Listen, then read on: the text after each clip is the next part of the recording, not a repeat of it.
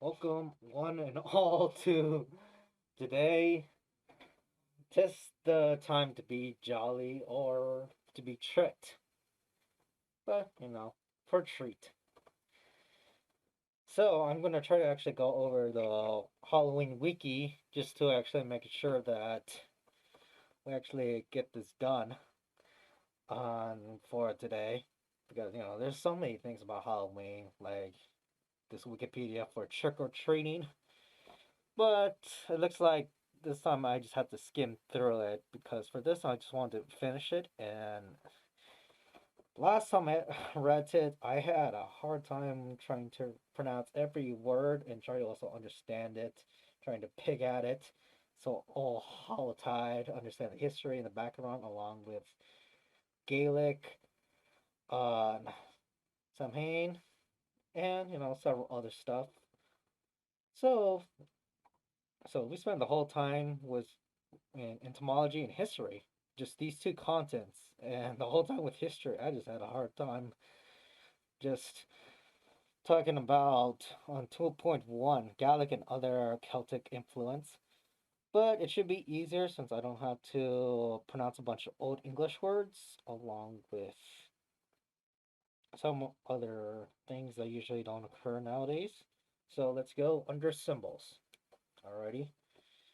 I'm just going to highlight this, have my cursor on the left hand side, and start here.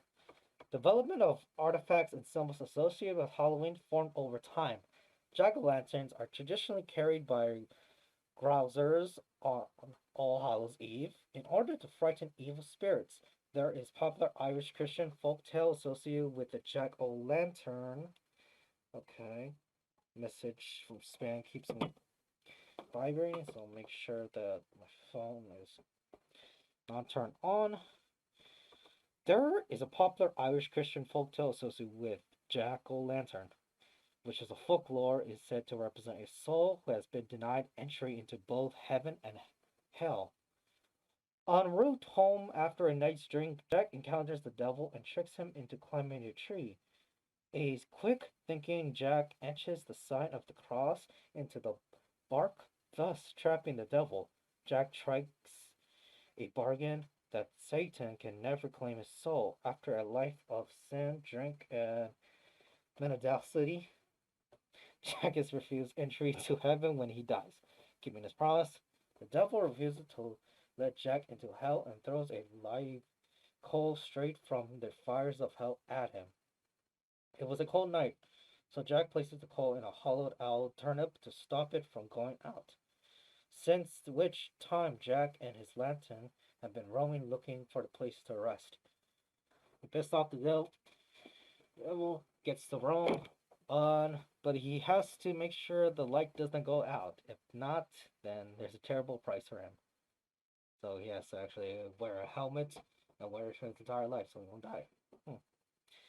In Ireland and Scotland, the turnip had traditionally been carved during Halloween, but immigrants to North America used to the native pumpkin, which is both much softer and much larger, making it easier to carve than a turnip. The American tradition of carving pumpkins is recorded in 1837 and it was originally associated with the harvest time in general, not becoming specifically associated with Halloween until the mid to late 19th century. Do, do, do, do, do. The modern imagery of Halloween comes from many sources, including Christian theology, national customs, working of Gothic and horror literature, such as the novels Frankenstein and Dracula, and classic horror films such as Frankenstein and The Mummy. uh, two, two for the win. Imagery of the skull, a reference in the Golfa in the Christian tradition, serves as a reminder of death and the transitory of quality of human life, and is consequently found in Memento Mori and Banta's compositions. Uh, hmm. Frankenstein the movie and Frankenstein the book. Make it. There should be a Frankenstein video game to complete the trio, along with Memento Mori. That's also part of the phrase I've been keeping hearing from Una's Honest. Is the artist a symbolic reminder of the inevitability of death? Okay, yeah, it's one of their models, not the title of Una's Honest. But yeah, don't forget, it's catching up. The channel will be deleted, and and this will be when your last time to actually remember it. With all this time in your hands, or hopefully telling someone who has much time in their hands because the situation nowadays in the world, well, you get into that. It will be a life. It will be a new, what is it? New thing to experience in your life because once it's gone, you can't really think it back unless you try to remember it. Alrighty. We went through this.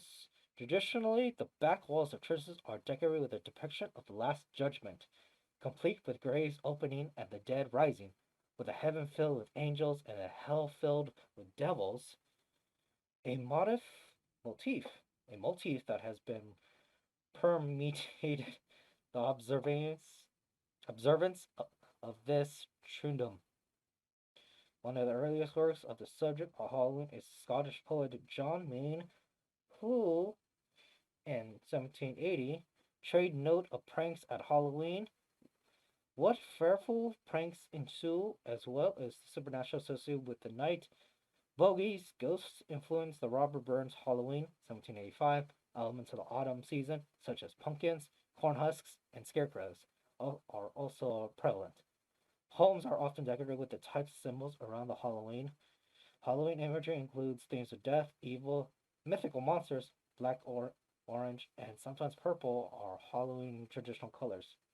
Decorated here. You can even see a bit purple around, was it here?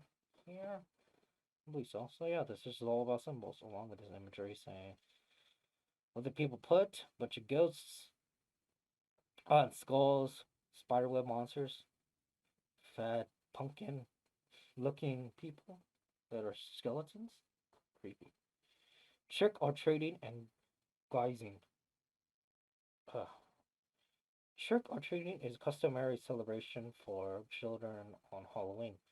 Children go in costume from house to house, asking for treats such as candy or sometimes money. With the question trick or treat, the word trick implies a threat to perform mischief on the homeowners of the property if no treat is given. Yo, give me money or I'm going to stab you with this kitchen butter knife. Oh, it's my decoration. It's a butter knife. I'm gonna hurt you. Jab an eye. The practice is said to have roots in the medieval practice of mumming, which is closely related to souling. John Pym wrote that many of the feast days associated with the presentation of mumming plays were celebrated by the Christian Church. These festival days include All Hallows Eve, Christmas, Twelfth Night, and Shrove Tuesday. Mumming practice in Germany, Scandinavia, and other parts of Europe involved mass persons in fancy dress who has paraded the streets and entered houses to dance or play dice in silence. Okay, so it's part of a festival costume, but not go to your house. That's intrusion. In England, from the medieval period up to the 1930s, people practiced the Christian custom of souling on Halloween, which involved groups of soulers, both Protestant and Catholic, going from parish to parish, begging the rich for soul cakes in exchange for praying for the souls of the givers and their friends. In the Philippines, the practice of souling is called, uh, I don't know much about the Gaul, Pang, Pangaguala. Oh, God. My friend is gonna kill me. And is practiced on All Hallows Eve among children in rural areas. People drape themselves in white cloths to represent souls and then visit houses where they sing in return for prayers and sweets. In Scotland and Ireland, guising children disguised in costume, going from door to door for food or coins. is a traditional Halloween costume. It was recorded in Scotland at Halloween in 1895 when masqueraders in disguise carrying lanterns made out of scooped out turnips visit homes to be rewarded with cakes, fruit, and money. In Ireland, the most popular phrase for kids to shout into the 2000s was "Help the Halloween Party." The practice of guising at Halloween in North America is first recorded in 1911, where a newspaper in Kingstown, Ontario, Canada reported children going guising around the neighborhood. 1911, I give up again. 1911, handgun. Do, do, do, do, do. Just because I watched a simple history video about it. Alrighty. American historian and author uh, Ruth Eden Kelly of Massachusetts wrote the first book-length history of Halloween in the U.S. The Book of Halloween, 1919, and references solely in the chapter Halloween in America. In her book, Kelly touches the customs that arrived from across the Atlantic. Americans have fostered them and are making this an association something that like what is must have been in the past days overseas. All Halloween customs in the United States are borrowed directly or adopted from those of other countries. While the first reference for guising in North America is in 1911, another reference to ritual begging on Halloween appears. Place unknown in 1915, with the third reference to Chicago in 1920, the early known use in print in the term trick or treat appears in 1927 in the Black Herald of Alberta, Canada. Hmm, hmm, hmm, hmm. Yeah, sorry if I'm pausing too much. I burned my tongue, so mine is. I'm trying to deprecate as much of my tongue to make sure that there's no sensation. Ate a hot pizza. Was really hungry. Tried to go out of a place. I was hanging with family. I just wanted to eat instead of just staring at my food. And I got burned. I still try to eat it because I am damn hungry. But let's go. The thousands of Halloween postcards produced between the turn of the 20th century and the 1920s commonly showed children but not trick or treating. Trick or treating does not seem to have become a widespread practice in North America until the 1930s. When the first U.S. appearances of the term in 1934, the use in a national publication occurred in 1939. So the official start of World War II.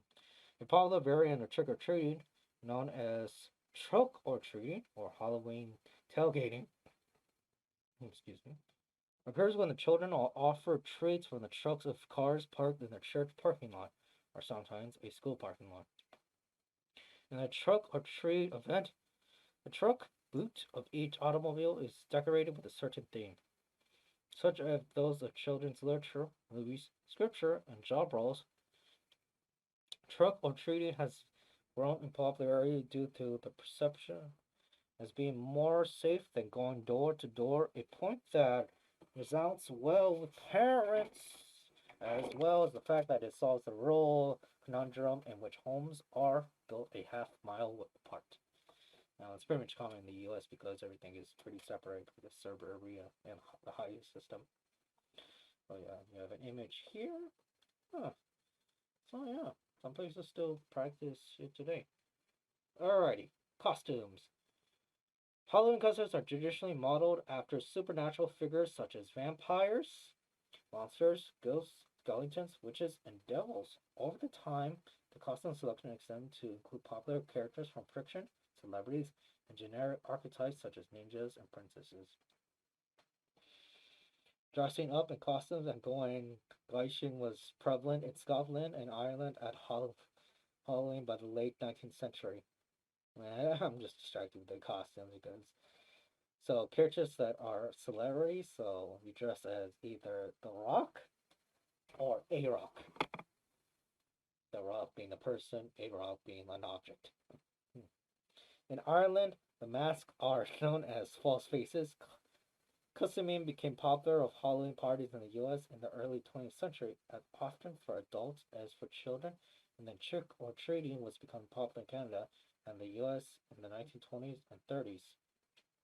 Eddie J. Smith, in the book Halloween, Hallowed is Thy Name, offers religious perspective to the wearing of costumes on All Hallows Eve, suggesting that it was dressing up as creatures who had one time become us to fear and tremble. People are able to poke fun at Satan, whose kingdom has been plundered by our Savior. Images of skeletons and dead are traditionally decorations used as a memento mori. So skeletons, the dead, memento mori. Yeah, that actually explains it. When you see a skeleton, you imagine your own, and then you can imagine death. That's also the case with sugar skulls, like Neo. So, trick or treating for UNICEF. So for the UNICEF thing, that is, what is that for? Okay, yeah, it's planned in Philadelphia, United States. That doesn't tell you what the acronym stands for, but yeah, it's part of the US. It's a fundraising program to support UNICEF, a United Nations program that provides humanitarian aid to children in developing countries. Yeah, it's important because that's really the only thing that we actually see first fundraising in the States for organizations. Oh shoot, the light is going on. Okay, let me adjust this quickly. This thing, I believe, is falling. Shoot. Oh, today when I was making double checking everything and set up, I hope I didn't like screw anything with the cables fly around, especially with the stage that's going up and down, up and down. Do. Alrighty. Started a local event in the Northeast Philadelphia neighborhood in 1950 and expanded nationally in 1952. The program involves the distribution of small boxes by schools or in modern times, corporate sponsors like Hallmark at their licensed stores.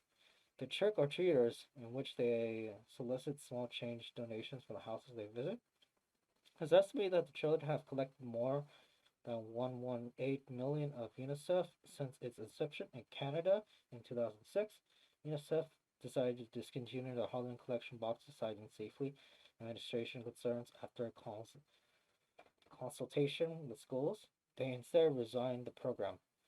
Good Housekeeping magazine published in October 2020 15 categories of potential offensive Halloween costumes that one might endeavor to avoid. Alright, first let me actually skim through it to see if there's any. Okay, yeah, there's no. Okay, so 50 categories of potentially offensive Holocaust costumes that one might endeavor to avoid. Their list consists of a Holocaust victim, including anything including blackface, transphobic costumes, the COVID-19 pandemic, body shaming, and objectified costumes, cultural stereotypes, a terrorist, zombie versions of recently deceased celebrities, an eating disorder, animal cruelty, a mentally ill person, sexual harassment, a homeless person, a national tragedy, and the Black Lives Matter movement. During the same month, Pinster began flagging search terms such as Indian costume as well as the Day of the Dead costume, Gypsy costume, Jewish costume, with a notice of cultural appropriation. So, there actually is a bunch saying this, and it's also relatively new, especially since you have the COVID-19 pandemic just referenced here. But then again, this is under the magazine that just published it. So, Go Housekeeping, they have their own view on it. Pet costumes. According to the 2018 report from the National Retail Federation, 30 million Americans will spend an estimated 580 million on Halloween costumes for the pets in 2018. This is up from an estimated 200 million in 2010. The most popular costumes for pets are pumpkins, followed by a hot dog and a bumblebee in third place. Hot dog for all dogs because so they could be wiener dogs because what most likely they want wiener dogs. Or if it's a wiener dog, they probably were hungry and they're like, okay, let me stick a hot dog. That would be my enjoyment for the day. Do I have something? Yeah, I definitely have some. Yeah, yeah, this is actually our first time on Halloween that I actually was able to buy costumes for my cat. A bandana, pretty much. Try to circle around them so you can see their Halloween um, costume. More like a scarf. Nothing, nothing much, especially with just being a scarf that even humans would use. And they're comfortable with it. It's like a little bit part of their leash, so they don't get much issues with trying to take it off. It's a bit stylish. Games and other activities. There are several games traditionally associated with Halloween. Some of these games originate as divination rituals or ways of foretelling one's future, especially regarding death, marriage, and children. During the Middle Ages, these rituals were done by a few in rural communities as they were considered to be deadly serious practices. In recent centuries, these divination games have been a common feature of the household festivals in Ireland and Britain. They often involve apples and hazelnuts. In Celtic mythology, apples were strongly associated with the outer world and mortality, while hazelnuts were associated with divine wisdom. Some also suggested that the divine from Roman practices in celebration of Pomona.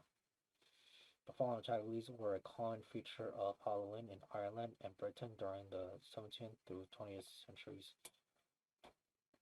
Some have become more widely and continue to be popular today. One common game is apple bobbing or dunking, which may be called dunking in Scotland, in which apples floated in a tub or a large basin of water, and the practitioners must use only their teeth to remove an apple for the basin. Variation of dunking involves kneeling on the chair, folding a fork between the teeth, and trying to drive the fork into an apple. Another common game involves hanging up treacle or syrup coated scones from strings. These must be eaten without using hands without them remaining attached to the string, an activity that was inevitably leads to a sticky face. Another once popular game involves hanging. Hanging a small wooden. Okay, let me actually control this mouse. Hanging a small wooden rod from the ceiling at head, head height with a lit candle on one end and an apple from hanging from the other. The rod is spun around and everyone takes turns to try to catch the apple with their teeth. So, several of the traditional activities for Ireland and Britain involve fortune telling, one's fortune partner or spouse. An apple will be peeled in one long strip, then the peel tossed over the shoulder. The peel is believed in land in the shape of the first letter of the future spouse's name. Two hazelnuts would be roasted near a fire, one named for the person roasting them, and another for the person they desire. The nuts jump away from the heat. It is bad sign, but the nuts associated is uh, nut roast quietly. It foretells a good match. A salty oatmeal bonnock would be baked. The person would eat it in 3 bites and then go in bed in silence without anything to drive. As said, the result in a dream in which their future spouse, offers from a drink to quench their thirst. Oh, unmarried women were told if they sat in a dark room and gazed into a mirror on a Halloween night, the face of their future husband would appear in the mirror. However, if they were destined to die before marriage, their skull would appear. The custom was widespread enough to be commentary on greeting cards from the late 19th century and early 20th century. Another popular Irish game was known as Pinusi or Pinichi, blindfolds. A person would be blindfolded and then have been chosen between several saucers. These items in the saucer would provide a hint to their future. Hmm. further feature a ring would mean that they would marry soon. Clay, that they would die soon, perhaps within the year. Water, they would immigrate. Rosemary beads, that they would take holy orders, become a nun, priest, monk, etc. And coin, that they would become rich. A bean, they would be poor. Poor. The game features primarily the James Joyce short story Clay, 1914. In Ireland and Scotland, items would be hidden in food, usually a cake, barbrack, crunch on, champ, and cola. Oh, let me say this is traditional Irish dish. Wow, barbrack or brock. It's a cooked bread with added sultans and raisins. The traditional Scottish dessert. Scrunk.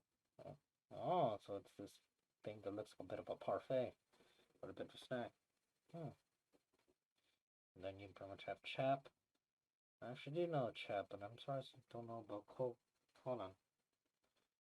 Especially, visiting New England territory. A person's future will be foretold by the item they've happened to find. For example, a ring meant marriage and a coin meant wealth. Up until the 19th century, the Halloween bonfires were also associated for deviation in parts of Scotland, Wales, and Britannia. When the fire died down, a ring of stones would be laid in the ashes, one for each person. In the morning, if any stone was mislaid, it was said that the person is represented would not live out of the year. Telling ghost stories. Listening to Halloween themed songs and watching horror films are common fixtures of Halloween parties. Episodes of television series and Halloween themed specials, with the specials usually aimed at children, are commonly aired on or before Halloween. While new horror films are often released before Halloween to take advantage of the holiday, hmm, released before Halloween to take advantage of the holiday. Haunted attractions. Haunted attractions are entertainment venues designed to thrill and scare patrons. Most attractions are seasonal Halloween businesses that may include haunted houses, corn mazes, and hay rides. The level of sophistication of the effect has risen as the industry has grown. The first record purpose built haunted attraction was the Orton and Spooner Ghost House, which was opened in 1915 in Liphook, England. Attraction actually mostly closely simulates a carnival fun house powered by steam. The house still exists in the Hollycombe Steam Collection. It was during the 1930s, about the same time as trick or treating, that Halloween themed haunted houses first began to appear in America. It was in the late 50s, 1950s, that haunted houses as a major attraction began to appear, focusing first on California. It was sponsored by the Children's Health Home Junior Auxiliary. San Mito Haunted House opened in 1957. The San Bernardino Assistant League Haunted House opened in 1958. Most haunted began to appear across the country during 1962 and 1963. In 1964, the San Latino Haunted House opened, as well as the Children's Museum's Haunted House in Indianapolis. The Haunted House, as an American cultural icon, can be attributed to the opening of the Haunted Mansion in Disneyland on 12 August 1969. Knott's Berry Farm began hosting its Halloween night attraction, Knott's Scary Farm, which opened in 1973. Egalitarian Christians adopted a form of these attractions by opening one of the first hell houses in 1972. Wow, there's a lot of haunted houses.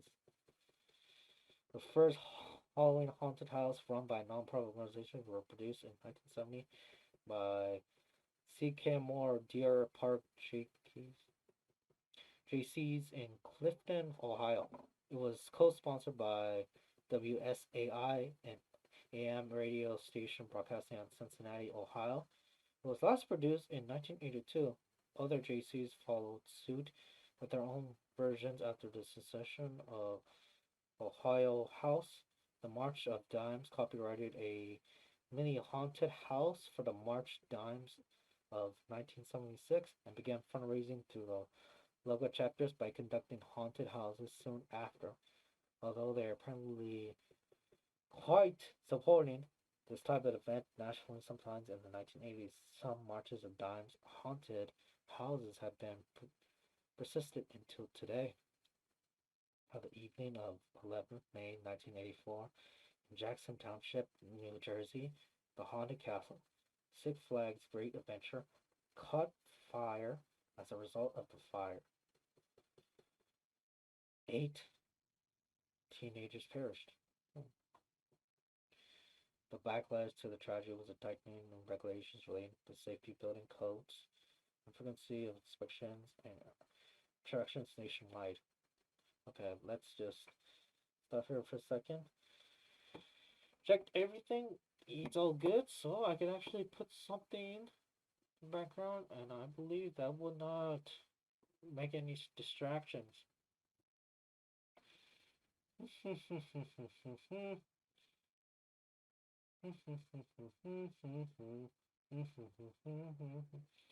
I'm just gonna put this in the background so don't want to be much issue. We get some ambience and also make it more of a spooky thing.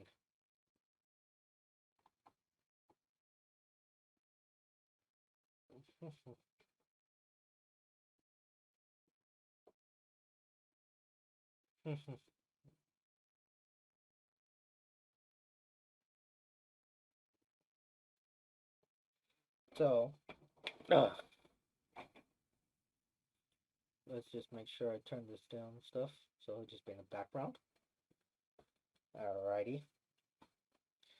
Also, um, also that actually reminds me of one of the spooky things that occurred in one time. What was it? It was in the middle of the night, and I actually was in. What's it? Oh, I was not. Yeah, I was not in the night shift. I was actually just for the entire night. I actually was just um woke up a bit, and then one of the what is it? One of the guys in actually told me to actually check everybody's rifles in the barracks just to make sure that everybody's actually is on safe, and you actually don't have this uh, freaking buddy fucker not tingle with it, because we actually had an issue before because it seemed like one person was deliberately doing that just to get someone else in trouble with the uh other NCOs. So, that was concerning. So, and in the meantime, I actually was hearing a radio that we're supposed to monitor. It's called Haywire, and it kept on playing the whole entire time. Like when I had to like look for um each individual rifles, making sure I don't wake up anything. Well, this thing was keep on playing the background, and just saying these words similar to this. So yeah, it gives me a bit of heebie-jeebers, especially with me being in a hurry and also not being mistaken with the person actually fucking up everything. So it was it, there was tension, and this brought more tension in the air. So talking about a bit of a little bit of horror experience. Afterwards, then we got up. We had to exercise and do a bunch of crap that, oh man, hurts my knees to these days. To this day. Alrighty. So we were going under the AM radio station. Yeah, Leslie posted. So let's just go with this. Other JCs followed suit with their own versions after the success of the Ohio House, the March of Dimes, copyrighted a mini haunted house in the March of Dimes. In 1976, is everything good? Okay, that's good. on and began fundraising through their local chapter by conducting haunted houses soon after. Although they apparently quit supporting this event of nationally sometimes in the 1980s, some March of Dimes haunted houses have persisted until today.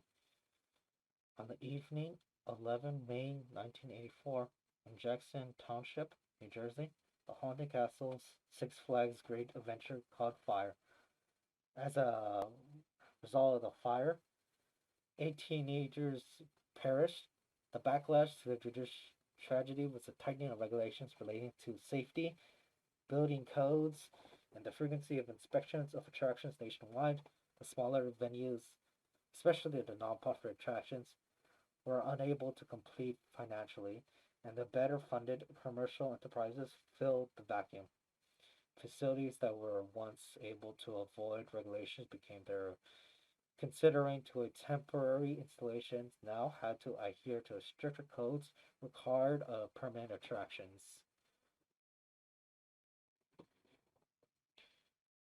In the late 1980s, the early 1990s, theme parks entered the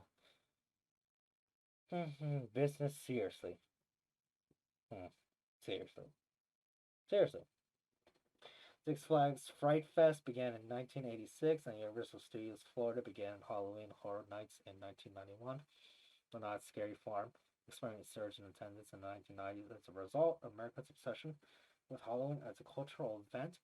Theme parks have played a major role in globalizing the holiday. Universal Studios Singapore and Universal Studios Japan both participated, while Disney now mounts Mickey Not So Scary Halloween Party events at the parks in Paris, Hong Kong, and Tokyo, as well as the United States. The theme park hauntings are by far the largest both in scale and attendance. I bet it's also the Nightmare Before Christmas theme and stuff like that because that's a good Halloween movie to watch that is not horror based and still pretty good to this day. Me and the family decided to also watch that to celebrate, and yeah, it's pretty still held up. All right, food. Let me pick up my mouth or something. Let me pick up my teeth. So food. On All Hallows Eve, many Western Christian denominations encourage abstinence from meat, giving rise to a variety of vegetarian foods associated with this day. Because of the Northern Hemisphere, Halloween comes in a wake of early apple harvest. Candy apples, known as toffee apples outside North America, caramel apples or taffy apples are commonly Halloween treats made by rolling whole apples into sticky sugary syrup, sometimes followed by rolling them in nuts. You want them nuts? At one time, at one time, candy apples were commonly given to trick-or-treating children, but the practice rapidly warned in the wake of widespread rumors that some individuals were embedding items like pens and razor blades in the apples in the United States. While there is evidence of such incidents relative to the degree of reporting of such cases, actual cases involving malicious acts are extremely rare and never result in serious injury. Nevertheless, many parents assume that such heinous practices were rampant because of the mass media. At the peak of the hysteria, some hospitals offered free x-rays of children's Halloween halls in order to find evidence of tampering. Virtually all the few known candy poisoning incidents involve parents who poisoned their own children's candy. One custom that persists in modern-day Ireland is the baking, or more often known the purchase of barmbrack Irish, which is light fruit cake in which a plain red coin and other charms are placed before baking. It is considered fortunate to be in the lucky one who finds it. It has also been said that those who had a ring will find their true love in the ensuing year. This is similar to the tradition of king cake at the festival of Epiphany. List of foods associated with Halloween: barmbrack, bonfire toffee, candy apples, toffee apples. uh, Ireland, Great Britain and Ireland. Candy apples, candy corn, candy pumpkins, because everything is candy. North America. Chocolate, monkey nuts, peanuts in the shells. Ireland, Scotland, caramel apples, caramel corn, coke cannon, Halloween cake, sweet candy, novelty candy shaped like skulls, pumpkins, bats, worms, etc. Roasted pumpkin seeds, roasted sweet corn, soul cakes, and pumpkin pie. Okay, Christian religious observances. On Halloween, All Hallows Eve in Poland, believers were once taught to pray out loud as they walked through forests in the order for the souls, in order that the souls of the dead might find comfort. In Spain, Christian priests in the villages tolled their church bells in order to remind their congregants to remember the dead on All Hallows Eve. In Ireland and among immigrants in Canada, a custom includes the Christian practice of abstinence, keeping All Hallows Eve as a meat-free day and serving pancakes or cocaine instead. In Mexico, children make an altar to invite the return of the spirits of the dead children. Angelitos. This is part of the Day of the Dead celebration, or Dios de los Muertos. The children's church traditionally observe Halloween through a vigil. Worshippers prepared themselves for feasting on the following All Saints' Day with prayers and fasting. This church service is known as the Vigil of All Hallows or a Vigil of All Saints. Initial known as Night of Light seeks to oh oh god, my tongue is not doing good. It's there's a burning sensation now. Oh god. Ah.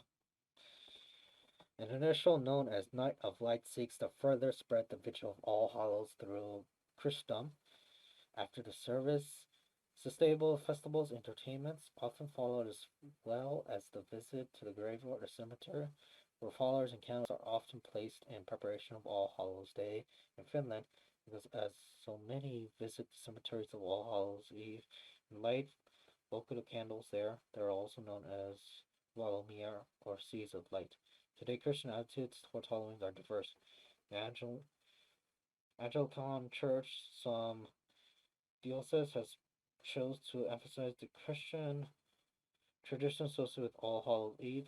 Some of these practices include praying, fasting, and attending worship services.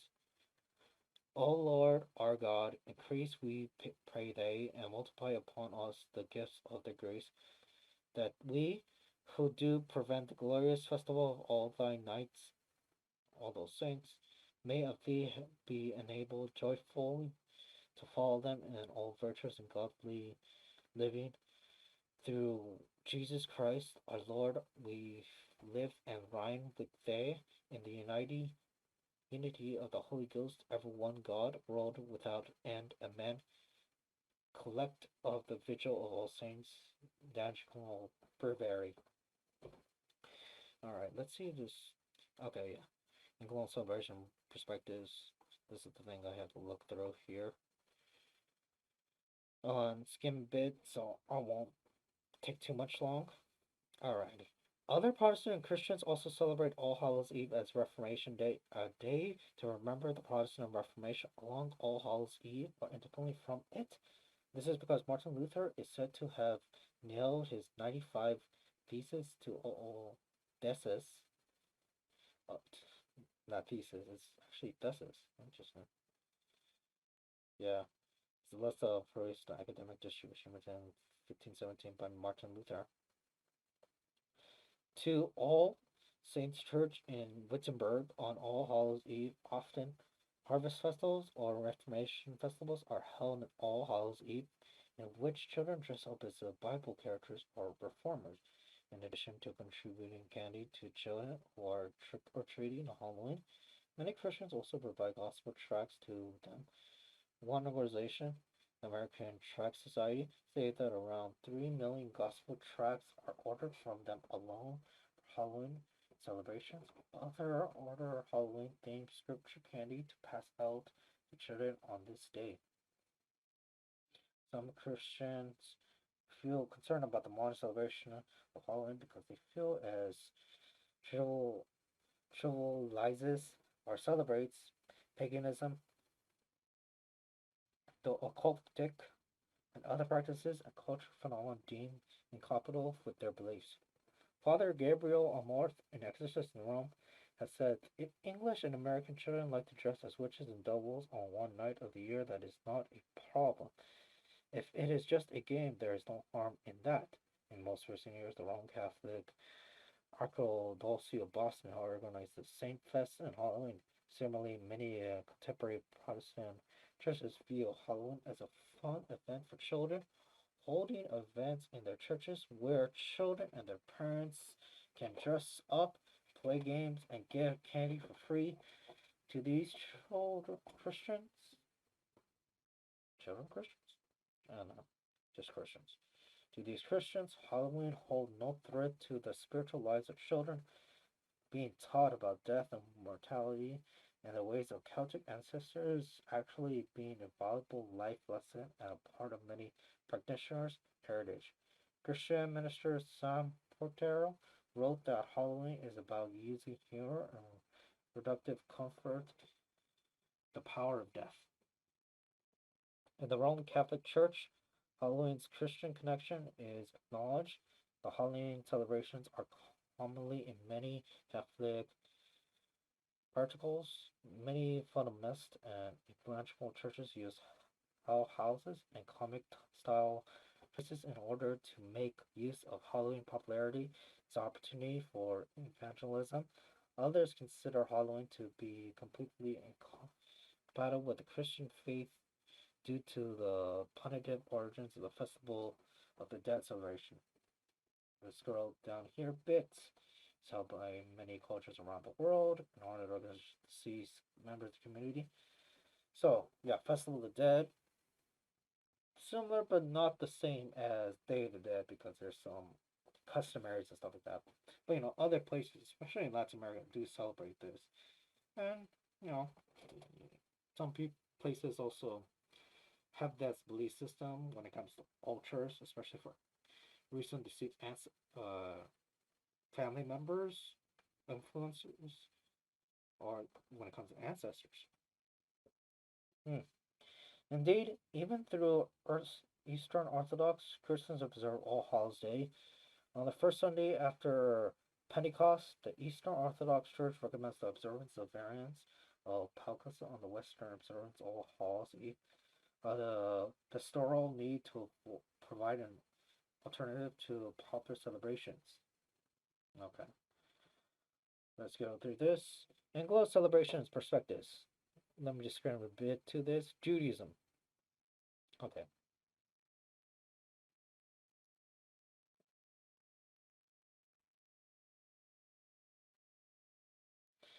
According to the Alfred J. Coolidge in the Second Jewish Book of Law, in Judaism, Halloween is not permitted by Jewish Hakaka because it violates Leviticus 18.3, which forbids Jews from partaking in Gentile customs. Many Jews observe Yikor, commonly 4 times a year, which is vaguely similar to observance of All Hallows Tide in Christianity, in the sense that prayers are said to both martyrs and for one's own family. Nevertheless, many American Jews celebrate Halloween.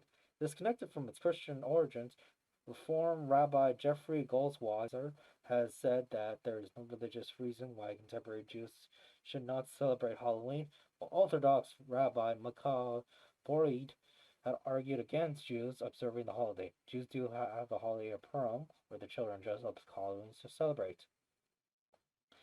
Uh, so, me understand a little bit of Yiddish. It's not that great. It's rusty. I'm rusty. All right, Islam.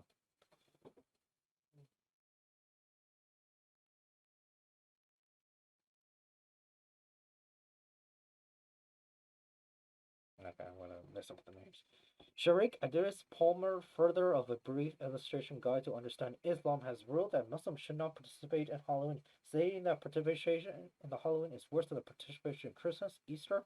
It's more civil than congratulating the Christians for their prostration to the crucifix.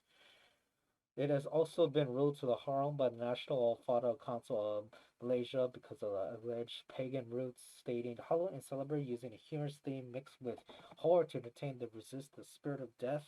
that influence humans, Dar Alif as Mirza disagrees, provided the celebration is not referred as an aid and that behavior remained in line with Islamic principles.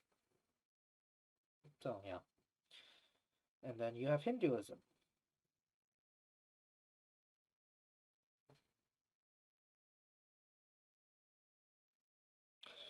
Hindus remember the day during the festival of Pika Paksha, during which Hindus pay homage to and perform a ceremony to keep the souls of their ancestors at rest and celebrate the Hindu month of Bharatra. Usually in mid-September, celebration of Hindu festival Diwali sometimes conflicts with the date of Halloween, but both Hindus choose to participate in popular customs of Halloween. Other Hindus, such as Soma Dasgrupa, have opposed the celebration on the grounds that Western holidays like Halloween have begun to adversely affect our indigenous festivals. Yeah, especially with it being a commercial holiday and changing up some things. Now, here's the final one: neo-paganism.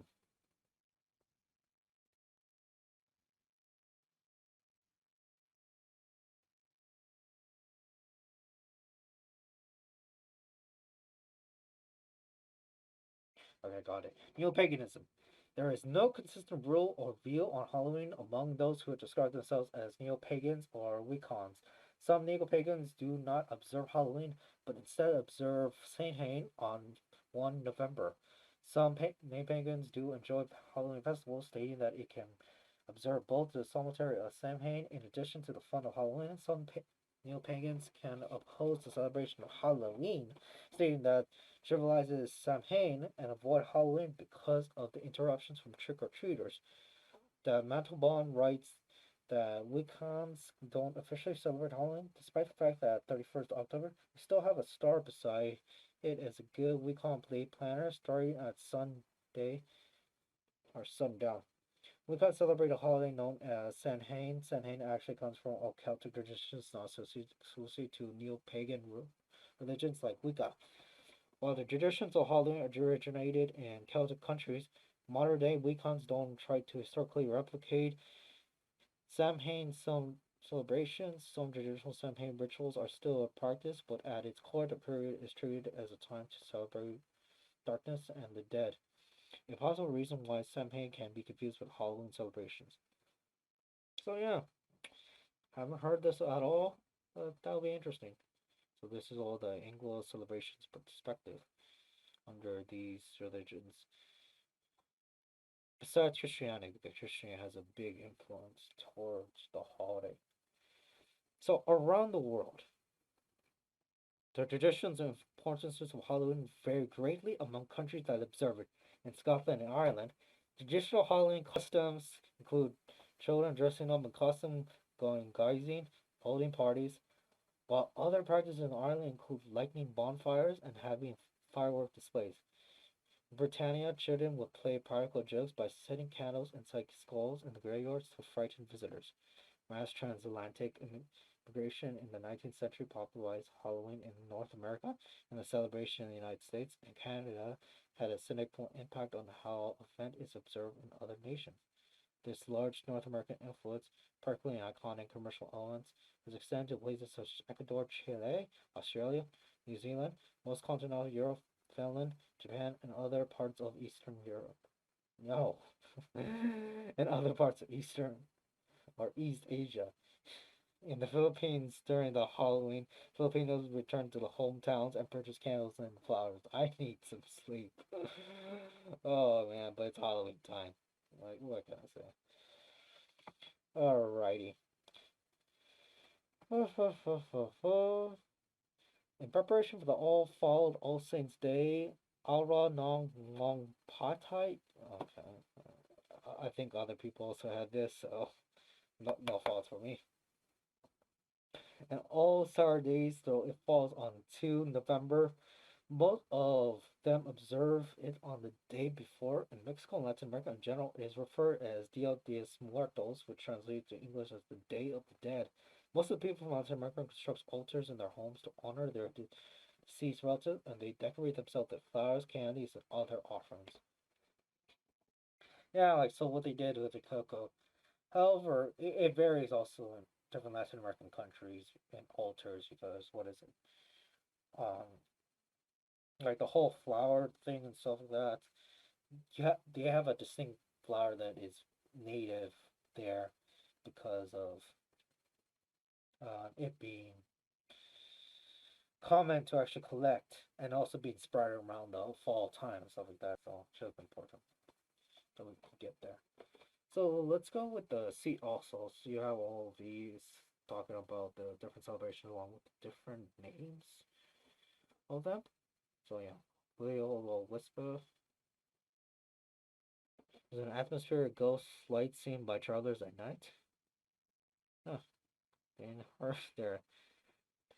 Yeah, I only mentioned a few times in the article, but yeah.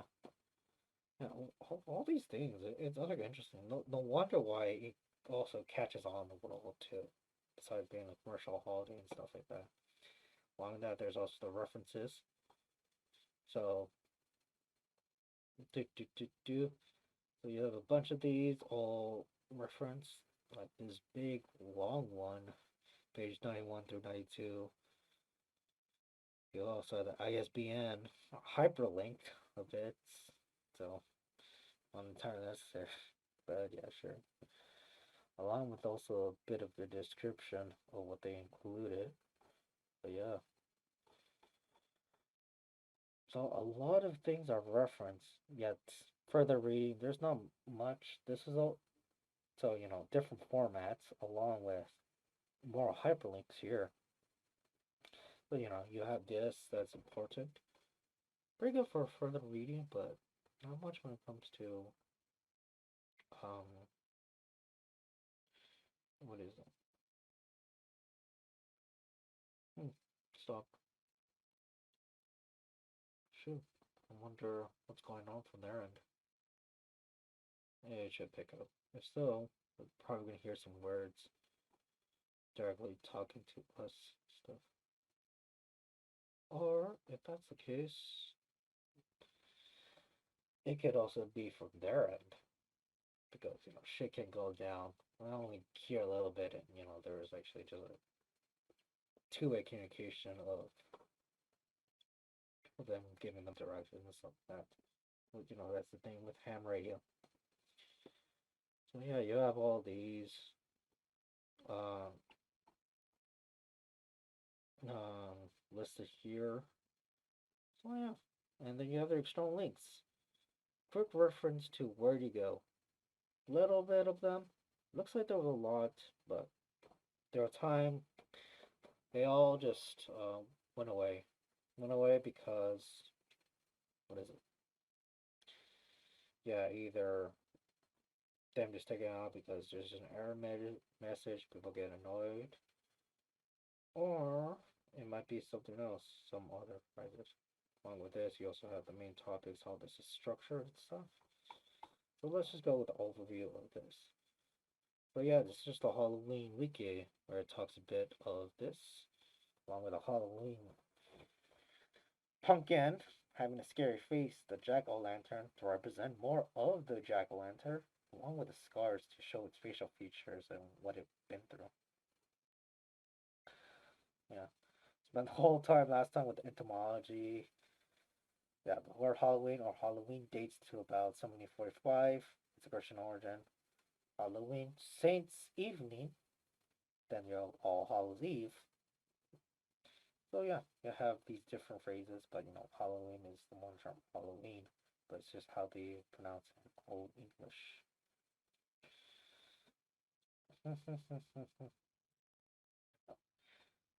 The whole thing, I spend the whole time just here, stuff. We start learning about symbols, trick or treating, guising, all the costumes and stuff. You can briefly go to the trick or treating part because that's part of it, where it does talk about initially how it is, along with the history. And there's the same lady that we saw here. And it also has a small little section here, also decreasing popularity, praise, entomology, etiquette. This person's wearing the wrong camis, but oh well. Glizing, trunk or treating, Yeah, it goes a bit to what we have described. This is in the same photograph and the same description. But it talks more in detail. I could talk a little bit. It's a traditional Halloween custom for children and adults in some countries. In Scotland and other parts of Britain and Ireland, traditional of going house to house collecting food at Halloween goes back to at least the far as the 16th century. Getting through that. Do do do do do do do. Yeah, then asks Mita, me Kavita, can you give me the little skull or the Kavita in a small skull made of sugar or chocolate? Because you can actually get into more of that later about how, yeah, sugar skulls is also a type of food people actually would eat and consume. It's, yeah, a lot of people eat different things during Halloween. I even remember one time on Halloween, a person gave me, was it cough drops? So that's funny stuff. Alrighty.